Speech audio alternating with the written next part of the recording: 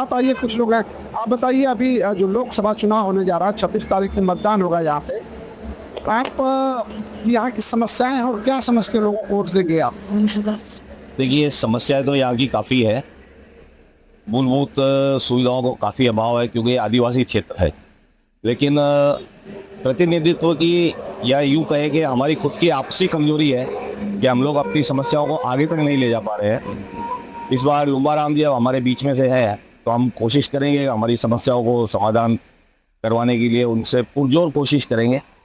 अगर वो जीतते हैं, और हमारी कोशिश यही रहेगी कि उनको जिता के आगे भेजें मोदी जी के हाथ में। प्रमुख आपके प्रमुख मुद्दे किस चीज को लेकर के आप पहले जब आप वोट डालने जाएंगे तो आपके दिमाग में क्या होगा कि भाई इस चीज को लेकर के मैं इनको वोट दे रहा हूँ ताकि कम से कम हमारी समस्या। तो पहली जो प्राथमिक समस्या आपकी वो क्या? प्राथमिक समस्या में हमारे यहाँ जो है इलेक्ट्रिक की काफ़ी दिक्कत है, वो सॉल्व होनी चाहिए। गुजरात के मुकाबले हमारे यहाँ की रेटें ज़्यादा है। हमारी कोशिश ये रहेगी कि गुजरात के बराबर की रेटें यहाँ पर आए ताकि हम व्यापारिक प्रतिस्पर्धा में कहीं ना कहीं खड़े हो पाए। शहर में रोड व्यवस्था बहुत ज़्यादा ख़राब है।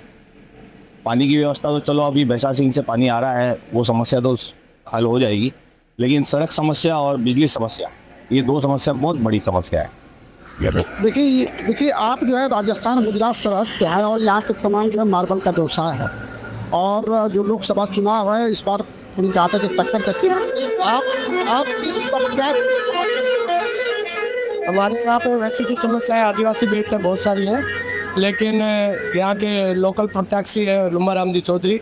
इस बार भाजपा ने उनको साधारण व्यक्तित्व को खड़ा किया है। उन्होंने ऐसा उनका कोई लंबा चौड़ा इसमें नहीं था, लेकिन भाजपा में सबसे बड़ी चीज़ है कि परिवारवाद नहीं है। वो छोटे से छोटे कार्यकर्ता को ऊपर लाते हैं और उनका व्यक्तित्व भी है। यहाँ की हमारी समस्याओं से उनको ज्ञान भी है कि हमारी क्या क्या समस्याएं मार्बल की या रॉयल्टी से संबंधित या माइंसों से जो भी संबंधित है उनको अनुभव है। और हमारी कोशिश ये रहेगी कि लुम्बाराम जी को इस बार बढ़िया वोटों से जिता के भेजें और वो हमारी समस्याओं को आगे हल कराने में मदद करेंगे। अब की बार 400 पार कोशिश है। यहाँ पे ये चल रहा है कि भाई एक तरफ बहुत जो है कि एक प्रत्याशी बहुत पढ़ा लिखा है, हमारा लोग भी है। लुम्बाराम जो कोई लोग कह रहे हैं कि ये तो बहुत ज़्यादा इनकी एजुकेशन नहीं है, भारतीय जनता पार्टी ने टिकट दिया है। तो आपका जो वोट देने का जो सिलेक्शन होगा, क्या पार्टी देख के होगा या एजुकेशन भी उसमें कुछ मायने रखता है? हमारे यहाँ मारवाड़ी में एक कहावत है, बढ़िया भी से गुणियों ज़्यादा बढ़िया रहे। अभी अभिजीत गहलोत बच्चे हैं, वो जोधपुर में भी आ चुके हैं और हमारे इस क्षेत्र से इनका कोई लेना देना नहीं है। हम इनको कहाँ ढूंढने जाएंगे? लुम्बाराम जी हमारे लोकल प्रत्याशी है। पढ़ाई का मेरे ख्याल से इतना ज़्यादा वर्षित तो नहीं पड़ता। आदमी अच्छा कार्यकर्ता होना चाहिए, ईमानदार होना चाहिए और उसकी लोगों के प्रति अपने क्षेत्र से प्रति उनको दर्द महसूस होना चाहिए। मेरे ख्याल से इस क्षेत्र के लिए लुम्बाराम जी को यहाँ के लोगों का दर्द और इसकी ज़्यादा ध्यान है, इसलिए ज़्यादा बेटर लुम्बाराम जी है बजाय वैभव गहलोत जी को। देखिए, ये जो सबसे बड़ा मुद्दा है कि यहाँ से थोड़ी देर पर गुजरात है, वहाँ से पेट्रोल और डीजल सस्ता मिलता है यहाँ राजस्थान से, और ये आबू रोड है और ये जो सिरोही और जालौर लोकसभा क्षेत्र के अंतर्गत आता है। तो आप जब वोट देने जाएंगे तो आपके सामने पहली प्राथमिकता क्या होगी और किन समस्याओं पर ज़्यादा फोकस रहेगा? देखो, ऐसा है, भारतीय जनता पार्टी का जो कैंडिडेट है लुम्बाराम जी और कांग्रेस के कैंडिडेट है वैभव जी गहलोत, दोनों में बहुत अंतर है। पार्टी जैसे भारतीय जनता पार्टी बातें करती है कि हम जातिवाद नहीं करते, हम धर्म के राजनीति नहीं करते, जातिवाद नहीं करते, तो 15 साल से जिस जाति से टिकट जिसको दिया लुम्बाराम जी दिया, उसी जाति को वापस टिकट दिया है। तो ये कथनी और करने में बहुत फर्क है। कांग्रेस पार्टी दूसरी तरफ है, पढ़ा लिखा उम्मीदवार है, युवा है, उन अनुभव की कोई कमी नहीं है। मुख्यमंत्री अशोक गहलोत के बेटे हैं, उनको उनके पास विजन है, उन कल वचन स्टेटमेंट अपना उन्होंने दिया है, उन्होंने अपनी योजनाएं बताई है। लुम्बाराम जी को बताने लिए क्या है? अब पिछले 20 साल से या 15 साल से 20 साल से यहाँ पे बीजेपी का सांसद है, एक विकास बता दे मैं।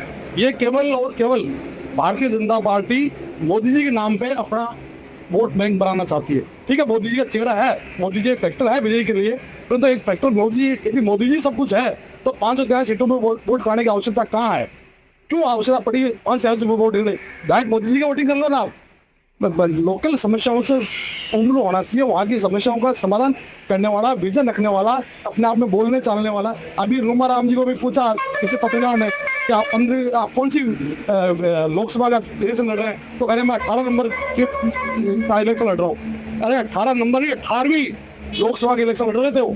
अब वगैरह 18 नंबर लड़ रहा हूँ मैं, पहले 18 नंबर वार्ड से लड़ा था, जिला परिषद में उनकी सोच ऐसी, जिला परिषद में बैठ के पढ़े। आप संसद में जा रहे हैं, आपकी सोच होनी चाहिए, उस लेवल की होनी चाहिए, वो नहीं है। केवल और केवल जातिगत आधार को देखते हुए इनको वोट दिया गया है और यहाँ पे समस्याओं में कोई कमी नहीं है।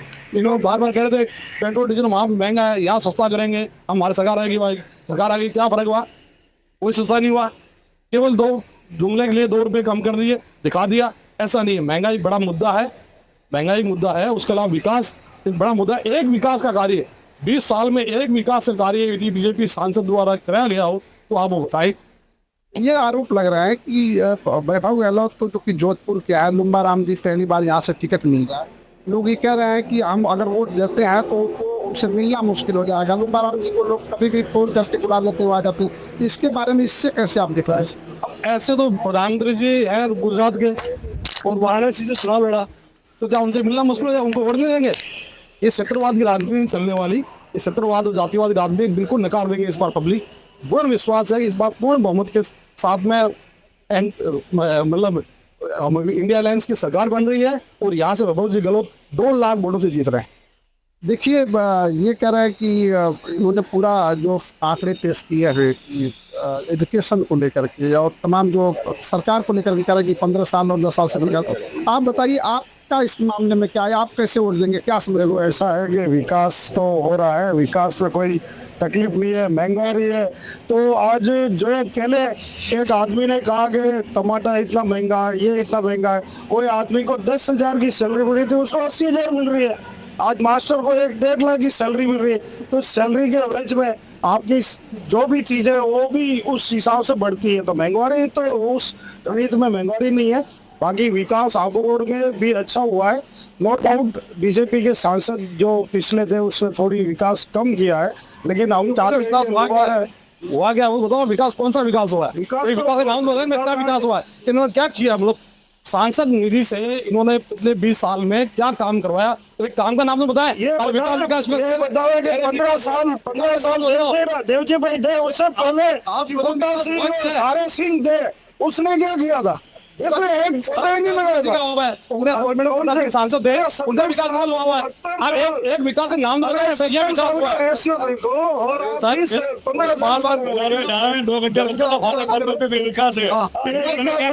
ये विकास है और ये 400 पार होगा।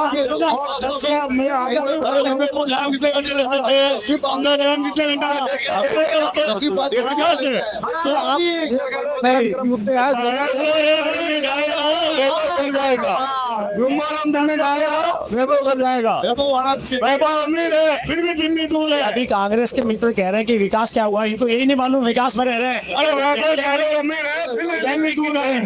इलेक्ट्रिक इनके सामने, डबल कॉरिडोर इनके सामने, मेडिकल कॉलेज या सिरोही में केंद्र सरकार है। और सबसे बड़ी बात है, 40 सालों से वन वे का मांग कर रहे थे अबरूड में, ये करा नहीं पाए। और तो भारतीय जनता पार्टी की सरकार ने कराया। सरकार में हुआ। वो आदमी जो घर में मुख्यमंत्री रह रहे नहीं, क्या हुआ? हवाई पट्टी का 20 साल से वादा कर रहे हैं। हवाई पट्टी का बार-बार, हवाई पट्टी के लिए क्या किया हम लोग? केंद्र सरकार, राज्य सरकार ने जमीन दी, राज्य सरकार ने जमीन दे रही है, केंद्र सरकार तैयार। कौन सी गाड़ी है? वो गाड़ी कौन सी है? ये गाड़ी कौन सी है? कौन सी है? कौन सा है सब राज्य से खराब? देखिए, ऐसा है कि ये जो चुनाव है इस 2024 का, ये कोई मुद्दों का चुनाव नहीं है, ये राष्ट्र निर्माण का चुनाव है। और हम चाहते हैं कि हमारे देश के यशस्वी प्रधानमंत्री श्री नरेंद्र मोदी जी ने तो 400 पार का विजन दिया है, उसे हम पूरा करके रहेंगे। और ये जो छोटे मोटे स्थानीय मुद्दे हैं, ये कोई ज्यादा बड़े मुद्दे नहीं है, ये छोटे मोटे मुद्दे चलते रहेंगे। और जो कांग्रेस विचारधारा के लोग हैं वो इसको बड़ा चढ़ा कर पेश करते हैं। जबकि आप देखिए, आज हमारे बड़े बड़े 6 लेन 4 लेन हाईवे बन गए हैं। जो हमारे इलेक्ट्रिक ट्रेनें जो चल रही हैं, अहमदाबाद पहुंचने में जो हमको 6 घंटे लगते थे, आज 2.5 घंटे 3 घंटे में हम पहुंच रहे हैं। ये सब नरेंद्र मोदी जी के विजन का कमाल है। इसमें कोई स्थानीय मुद्दे और कोई काम नहीं आएंगे। ये सांसद के इलेक्शन है, संसद में हम चुन चुन के लोगों को भेज रहे हैं। तो हम चाहते हैं कि एक हमारा अच्छा जो प्रतिनिधि है वो दिल्ली जाके पहुंचे और हमारे यहाँ की जो समस्या है, हमारे यहाँ के जो विजन है, वो वहाँ संसद में जाके रखे और विकास जो सिरोही जालोर का जो विकास है वो अच्छी तरह से हो। मैंने कहा कि देखिए तमाम चर्चा चल रही है और यह है कि अभी जो ने कह रहे थे कि स्थानीय मीडिया को नजर में सिर्फ कह रहा है कि लोकसभा में जाके आज की बातें उठाएं। दो बातें हो रही है, आप क्या सोचते हैं? हमारे यहाँ का वैसे तो कोई मुद्दा नहीं है। हिंदुस्तान तरक्की कर रहा है, समस्याएं सारी खत्म हो रही है धीरे धीरे। पहले हम अच्छे से व्यापार करते थे, इनकम टैक्स की समस्या रहती, सेल टैक्स की समस्या, सब ऑनलाइन हो गया, कोई किसी प्रकार की समस्या ही नहीं है।